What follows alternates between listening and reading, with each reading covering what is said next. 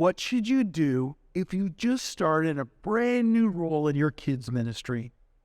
Wow, how exciting is that? Hey, welcome to Fresh Fridays. I'm Pastor Tony, and today we'll be looking at a fresh idea that you can use in your kids' ministry. So you've just stepped into a new role. Maybe that's leading a new age group of kids. Maybe it's teaching a lesson for the first time. Maybe it's overseeing volunteers and scheduling. Maybe you got handed the keys to the whole thing and you're now in charge. Congratulations! And you're scared to death, right? Everything just changed in your world. Maybe you're excited about it. Or maybe you're like, I have no idea what I'm doing. Well, you're starting in the right place by watching Fresh Fridays and Tuesday Tips, ways that we can help you as you get into this new role and what that looks like.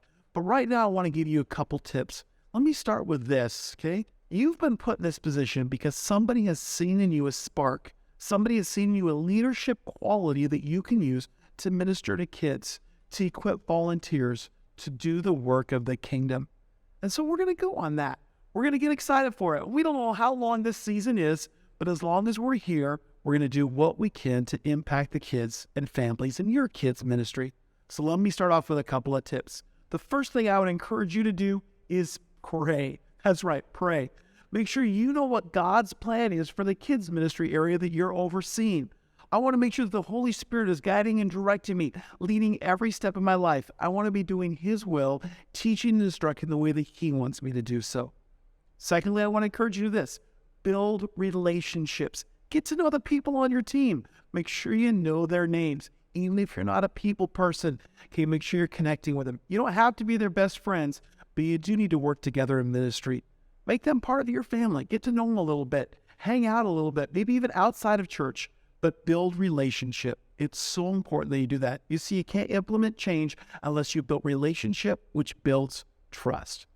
Third, let me challenge you with this. Evaluate your kids' ministry. What are the wins right now? What's working really well? And what are the areas that really need some help?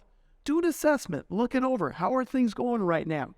You see, it's from that then you can start to decide what's the priority. What do we tweak first? And make sure you include the church leadership with this. Get your pastor involved.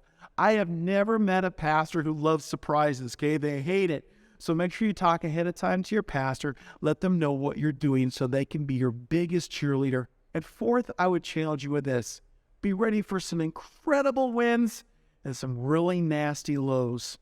You see, being in ministry can be really hard. I mean, I hate to say this, but sometimes the church world can be toxic.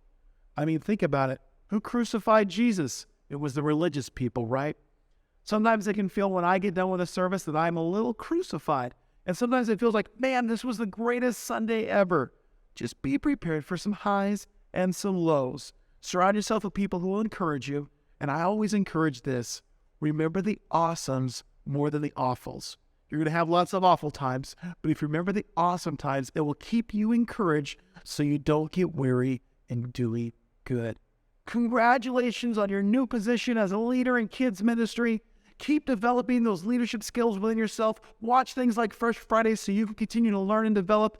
And remember to keep your kids ministry fresh.